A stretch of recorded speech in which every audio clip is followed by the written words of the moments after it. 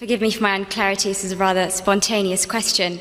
I have a friend, she's an atheist, and on our endless debates on the existence of God and all that we talk about, she has two claims, she makes two claims. When I pose her with the question of what the Quran says in terms of the existence of the universe and the world and how it states many facts, she turns around and she says, well, that knowledge was not just for the Quran, it actually existed before the Quran. There's scriptures, there is books before the Quran was even written, detailing information about the universe. So it's not just this knowledge that is superior to the Quran. What do I say back to that? Is she lying? Do scriptures exist? I mean, I have ignorance myself, but, is this knowledge, was this available before the Quran was written? And secondly, another claim she makes is that I give the analogy of, you have something in creation, who knows it? The Creator will know about everything about it. And I talk about, if there is no God, how can we possibly exist if you keep on going further and further and further and back? There's no end, and if there's no end, how do we exist? But then she says, well, from a religious point of view, you say, well, God is the end. Well, I say as an atheist, who says God is the end? Who created God? That's my question, thank you. Sister has posed two questions which are again common. The first question is that all the things mentioned in the Quran were already present before.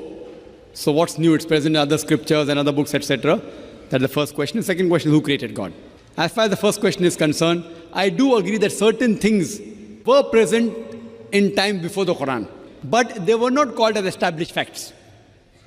They were not called as established facts. For example, the thing I quoted that the sun, previously people thought that the sun rotating. There are certain things which were there in the Greek history and the philosophical history. But for example, when the Quran speaks about the spherical shape of the earth, these Greeks, they believed that the earth was spherical, but no one believed in them. So certain facts, not all, a small percentage, what the science has come to know today and what Quran mentions, were told by people previously, but they failed to realize that the same Greeks mentioned 100 other things which were unscientific.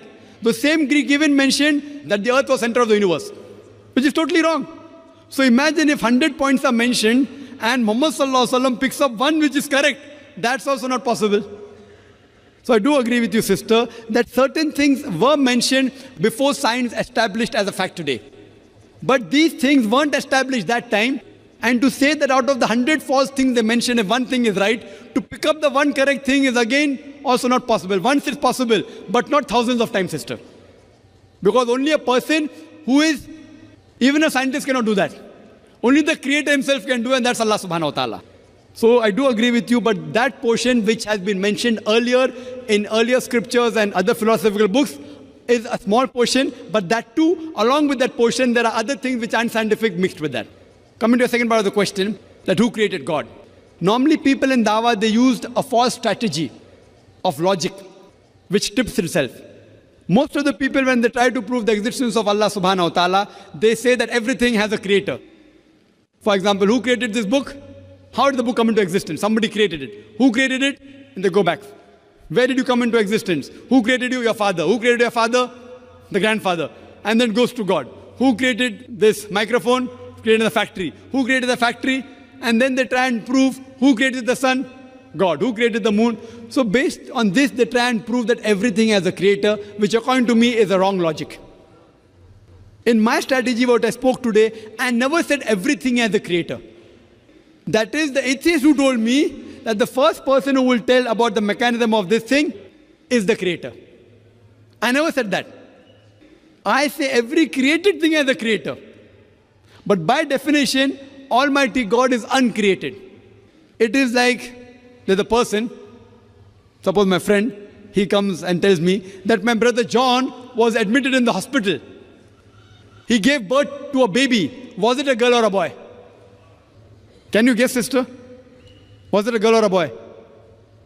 Brother John gave birth to a baby. Was it a girl or a boy? Brother John was admitted to the hospital. He gave birth to a baby. Was it a girl or a boy? Can you guess? You can't guess. Can anyone guess? How can a man have a baby? So to ask the question, he gave birth to a baby, was it a girl or a boy, is illogical. The same thing, the definition of Allah is uncreated. The moment you say who created Allah, he ceases to be Allah.